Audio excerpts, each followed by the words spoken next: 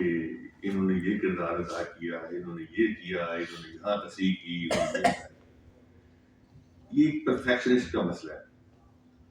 ہم نے کچھ نہیں کیا. یہ محض ہم سے یوں کہہ لیں کہ جو ایک ادیب کے ہاں جو ویریشن آتی ہے نا، ایک خاص لیول کی تخلیقی ویریشن، یہ اس کو برقرار رکھنے کے لیے یہ سارا کچھ کرتے ہیں.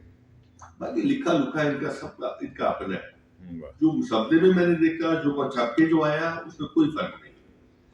یہ ہوشیار آدمی کی سمجھداری ہے. یہ سارا کچھ ڈال دو ان پہ.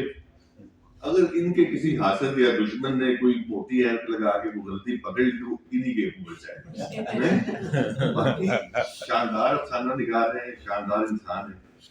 پھر ایک میں جب یہاں آ رہا تھا تو ایک دو باتیں میرے ذہن میں اور آئی.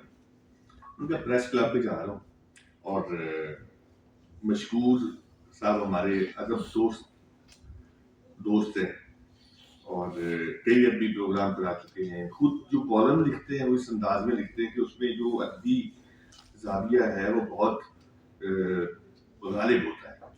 پھر ادبی کمیٹی کے وہ روئے رواں بھی گئے. مجھے یاد آیا کہ برٹش انڈیا میں یا گورے کے آنے سے صحافت شروع کی، اور اس سے پہلے جو ادیب ہوتا تھا وہ وظیفہ خار ہوتا تھا. تو نواب صاحب اس کو کوئی وظیفہ لگا دیتے تھے یا بادشاہ سلامت وظیفہ لگا دیتے تھے، تو یوں اس کا گھر بار چلتا. گورے نے آ کے ایک چیز انٹروڈیوس کروائی کہ جناب یہ جرنلزم ہے، تو پڑھے لکھے لوگ جو ہے نا وہ ادھر آ گئے، خبریں شبریں لگائیں. ٹھیک ہے. تو یہ ایک نئے روزگار کا، یہ کلونیل جو ہمارا سرمایہ داریت ہے، تو اس میں ایک نیا روزگار کھلا، وہ صحافت تھا. اب ابتدائی جو پڑھے لکھے لوگ تھے وہ ظاہر ادیب تھے، تو وہی اس طرف آئے. تو یوں ادب اور صحافت کا یہ ایک ادغام سامنے آیا. اس میں ابوالکلام آزاد ہے، اشرف نعانی ہے، ظفر علی خان ہے، بہت بے شمار نام ہے. تو یوں کہہ لیں کہ ادب اور صحافت کی ہم آہنگی، ان کا لکھا ہوا جو تھا صحافیانہ جو ان کا لکھا ہوا تھا وہی ادب بھی تھا. بعد میں وہ ادبی لوگوں نے پڑھا اور ادبی روایت کا وہ حصہ بنا. لیکن یہیں پر تقسیم بھی ایک ہوئی اس کلونیل پیریڈ کے اندر ادب اور صحافت کے مابین. مثلا ایک یہ ہوئی صحافی کی جو تقسیم ہوئی کہ پروفیشنل صحافی اور ہوتا ہے اور پرو اسٹیبلشمنٹ صحافی اور ہوتا ہے. ایک یہ تقسیم کلونیل عہد میں بالکل واضح ہوئی. ویسے وہ آپ منٹو کا لذت سنگ کا دیباچہ پڑھے تو جب منٹو نے بامبے کے وومن کالج کے اندر تقریر کی، اور یہ عروج ہے دوسری عالمی جنگ کا، اور برٹش آرمی میں جبری بھرتی کر کے تو اسپین کے محاذوں پر اور دور دراز، اور انہوں نے برٹش آرمی کے خلاف وہاں پر ایک لیکچر دیا. اب گورا جو ہے وہ کسی سمجھداری سے کام کرتا ہے، گورے کی جو آدمی، تو لہٰذا انہوں نے کیا کیا کہ اسے اٹھایا نہیں بلکہ اس کے اوپر فحاشی کا مقدمہ ڈالا. اب یوں میں جو آپ سے بات، تو اسے وہاں لذت سنگ کے دیباچے میں لکھا ہے کہ کون کون سے اخبارات تھے جنہوں نے ملکہ کو سے التجا کی کہ دیکھیے یہاں پر فحاشی اور عریانی کا سیلاب آ گیا ہے اور منٹو نے یہ کر دیا وہ کر دیا، اس کو اندر کریں. اتنے جو ہے وہ اداریے لکھے گئے، شذرے لکھے گئے، خبریں چلائی گئی. تو ایک تو یہ کہ اسی دور میں پروفیشنل صحافی اور پرو اسٹیبلشمنٹ صحافی کی تقسیم سامنے آئی. دوسری تقسیم یہ سامنے آئی کہ صحافیانہ ادب کیا ہوتا ہے اور معیاری ادب کیا ہوتا ہے. یہ تقسیم، لہٰذا ہم آج بھی ادب کے اندر یہ تقسیم کہی جاتی ہے یار یہ کہ اب تم صحافیانہ سے ادب لے کے آئے ہو، یہ گہرا نہیں ہے. تیسری جو تقسیم سامنے آئی وہ خود صحافت اور ادب کی، اور یہ پھر بعد میں ادب کا سلیبس کا ادبی سلیبس میں یہ بات شامل ہوئی کہ صحافت اور ادب کا کیا فرق ہے. اور چوتھی جو ہے تقسیم وہ سٹوری کی ہوئی. ایک سٹوری صحافی بھی لکھتا ہے اور ایک سٹوری ادیب لکھتا ہے. اب آپ کی سٹوری میں اور ادیب کی سٹوری میں فرق ہے. دونوں سٹوریز لکھتے ہیں. آپ بھی کہتے ہیں کہ سٹوری پہ کام کرتے ہیں, تو ہم سے بھی پوچھا جاتا ہے کہ سٹوری پہ کام کرتے ہیں. اب یہ دونوں جو ہیں, اب یہ سٹوری اس پہ اس لیے اہم ہے کہ سٹوری ہمیشہ ہمارے ارد گرد ہے. مجھے وہ یوال نو ہراری کا ایک کی کتاب ہے, اس میں سے ایک چیز یاد آئی. اس نے کہا کہ دنیا بھر کی جو زبانوں کا ارتقاء, اس کی جو ترقی ہے وہ چک چیٹ سے ہوئی. جو گوسپ کرتے تھے, جو گپ شپ لگاتے تھے, اس میں جو ایک دوسرے کو جو کہانیاں, تو ہم بھی کہانیوں میں گرے ہوئے لوگ. اب یہ کہانیاں جو ہیں یہ خام مال ہے ایک ادیب کا بھی اور ایک صحافی کا. یہ اشتراک ہے دونوں کے اندر, ادیب اور صحافی کے اندر, کہ یہ ہمارے ارد گرد جو بھی کہانی ہے, بچہ بھی کہانی سناتا ہے اسکول سے آ کے, شوہر بھی کہانی سناتا ہے دفتر سے آ کے, بیوی بھی کہانی سناتی ہے جب شوہر گھر آتا ہے. تو کہانیوں میں ہم گرے ہوئے. اب اس کے اندر پوری ٹیکنیک بھی ہوتی ہے, اس کے اندر کردار بھی ہوتے ہیں, اس کے اندر ڈائلاگ بھی ہوتے ہیں, منظر نگاری بھی ہوتی ہے, پھر اس کے اندر موضوعات بھی ہوتے ہیں. آپ کو رومانوی کہانی بھی ملے گی آپ کے ارد گرد کہ کیا چل رہا ہے محلے میں.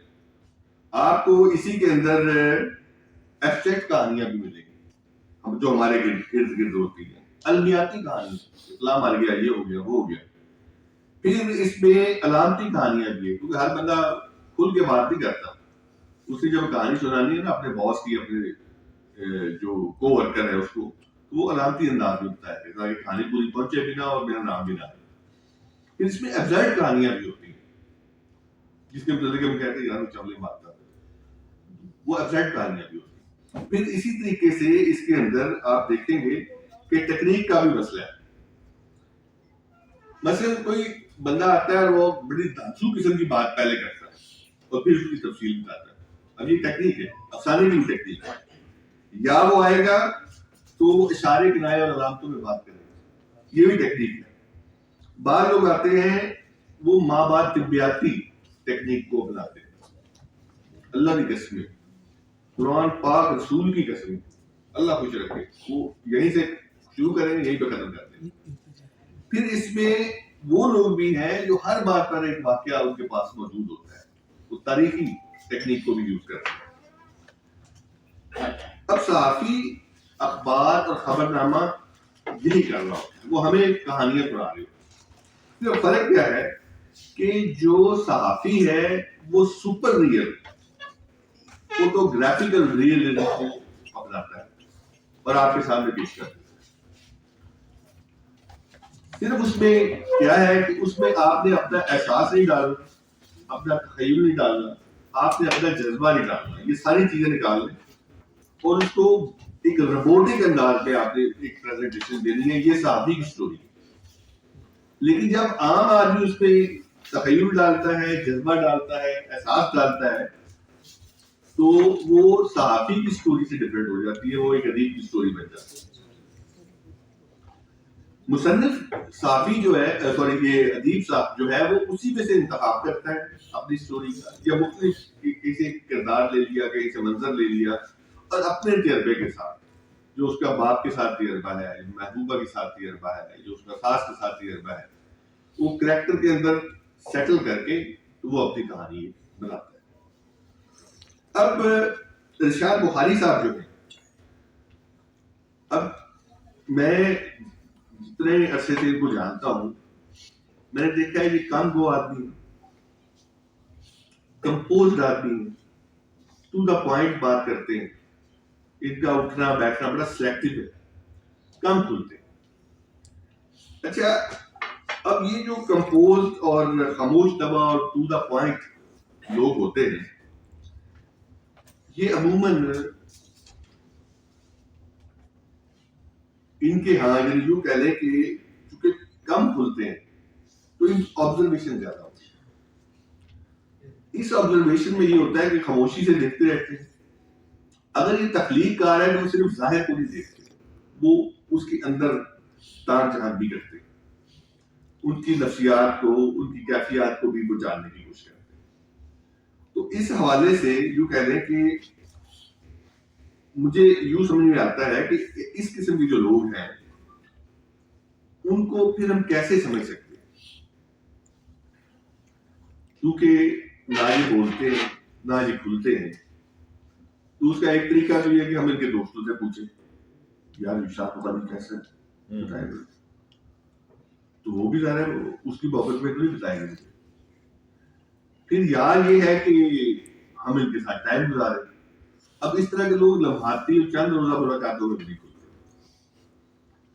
اب نہ ہمارے پاس کوئی لیبارٹری ٹیسٹ ہے، نہ ہمارے پاس کوئی ایسی خوردبین ہے، نہ ہمارے پاس کوئی ایکسرے مشین ہے کہ ان کو ہم جان سکیں. اس کے لیے ہمیں پھر ایک ہی چیز نظر آتی ہے، وہ فرائڈ ہماری مدد کرتا ہے اور اس کی تحلیل نفسی، سائیکولوجیکل جو انالیسس اور سائیکولوجیکل انالیسس جو ہے اس کا جو بہترین خامات ہے وہ تحریریں. تو لہٰذا ان کی تحریریں آپ سامنے رکھیں، یہ آپ کے سامنے کھلتے چلے جائیں گے. ان کی پسند ناپسند، تصورات، خیالات، الجھنیں جو ان کے شعور میں، جو ان کے لاشعور میں، وہ سارا کھل کے سامنے آ جاتا ہے. اس حوالے سے ان کی جو کہانیاں اس حوالے سے اہم. اچھا اب یہ ہے کہ ان کی میں نے یہ دیکھا ہے کہ یہ بڑے بڑے تصورات، افکار، خیالات اپنی کہانیوں میں نہیں پیش کرتے. یہ خیر و شر کو بھی ڈسکس نہیں کرتے، یہ اخلاقیات کو بھی ڈسکس نہیں کرتے، یہ قدروں کو بہت بھاری سطح پہ ڈسکس نہیں کرتے. لیکن یہ چونکہ ایک خارجیت پسند ہے، ایک سماجی تجزیہ نگار ہے اپنے مزاج کے اوپر، انٹروورٹ نہیں، تو لہٰذا یہ ہمارے جو عمومی مسائل ہیں، جو رشتوں کی اونچ نیچ ہے، جو رشتوں کا اتار چڑھاؤ ہے، یہ اس پر نظر رکھتے ہیں اور اس کو یہ ڈسکس کرتے ہیں. گویا یوں کہہ لیں کہ یہ ایک سماجی خارجیت پسند ہے اور عمرانی آدمی. عمرانی سے مراد وہ عمرانی نہیں لینا. اور دوسری بات یہ ہے کہ اب سماجی حقیقت نگاری جو ہے وہ تقریباً 30s سے یہ بطور ٹیکنیک ہمارے ادب میں آئے تھے. 30s 40s 50s 60s میں آ کے ایک چینج ہوئی ہے، لیکن ایک بڑی ایلیمنٹ کے طور پر یہ اب بھی جاری ساری.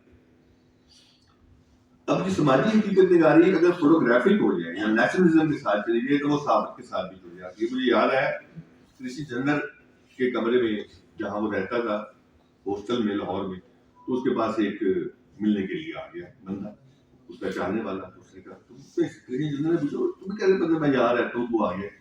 میں نے آپ کے افسانے پڑھے، مجھے اندازہ ہو گیا آپ یاد ہے. تو اب آپ دیکھ لیجیے کہ ایک صحافی کی جو رپورٹنگ یا سٹوری ہے اور ایک نیشنلزم کی فوٹوگراف ریئلزم کے ساتھ جو سٹوری ہے وہ کتنی قریب چلی جاتی ہے کہ حقیقت، معاشرے اور ریالٹی کو ایز اٹ از پیش کرنا. یہ ایک خاص وقت کی ضرورت ہوتی ہے، لہذا ہمارے اثر میں یہ چلی گئی.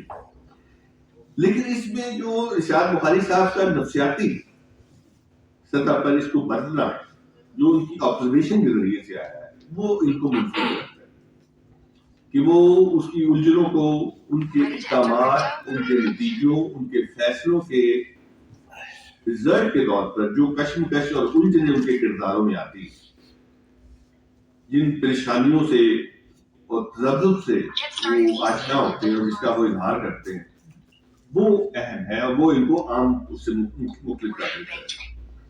دوسری اہم بات ایک ہے عنوان پہ یہاں بات ہوئی تو مجھے بھی یہ عنوان بہت پسند ہے. یعنی اگر یہ عنوان انہوں نے یہاں نہ لگایا تھا تو میں کیسے چوری کرتا، کیونکہ یہ ایک اتنا پوئٹک ہے یہ اس کا جو عنوان جو ہے منٹو سے لے کر غلام عباس تک آپ سارے افسانے پڑھیں، اس میں ایک یا دو لفظوں کے عنوانات ہوتے ہیں. اوور کوٹ یا کردار کے نام کے ساتھ آ جائے. تو اس کے اوپر یہ تنقید ہوئی کہ اس دور کے جو عنوانات تھے وہ عنوان کی کھونٹی سے لٹکا ہوا افسانہ ہوتے. آپ لکھیں انصاف تو نیچے انصاف ہی موجود ہوگا افسانے کے اندر، ظلم تو نیچے ظلم بھی موجود ہوگا. ہماری پرانی فلموں کے ساتھ میں بھی یہی ہوتا تھا، پتہ چل جاتا تھا جناب جی آپ فلم کا نام دیکھیں، بے ہوش حسین آئے، اور ساتھ آپ ہیروئن کی تصویر دیکھ لیں، آپ کو سمجھ آئے کہ کہانی کیا ہوگی، اور اسی میں رش پڑتا تھا. اور لیکن 60s کے بعد جب ماڈرنزم کی موومنٹ آئی ہے تو عنوان جو ہے وہ حیرت کا اور تخلیق کا حصہ ہے، اور اس میں یہ اہم ہو گیا. اس حوالے سے میں سمجھتا ہوں کہ یہ عنوان بہت اہم ہے، لیکن اسے دھوکہ مت کھائیے گا. یہ انہوں نے لکھا ہے محبت اور دیگر کباڑ. اب کباڑ جو ہے اسے آپ نے ان کا سائیکولوجیکل انالیسس نہیں کرنا، یہ خود محبت والے آدمی ہیں، ان کے نزدیک یہ کباڑ نہیں ہے جیسا کہ سیاہ صاحب نے کہا. اور آخری بات کہ ان کی کتاب پہ حمید شاہ صاحب اور حفیظ خان جیسے بڑے پیارے لوگوں نے لکھا ہے اور اس کو ایک خاص ویلیو دی ہے. لیکن ایک بس آخر میں جملہ پڑھوں گا جو خود رشاد بخاری صاحب نے اپنے دیوان سے لکھا ہے. یہ 2 لائنیں پیش کرتا ہوں. میری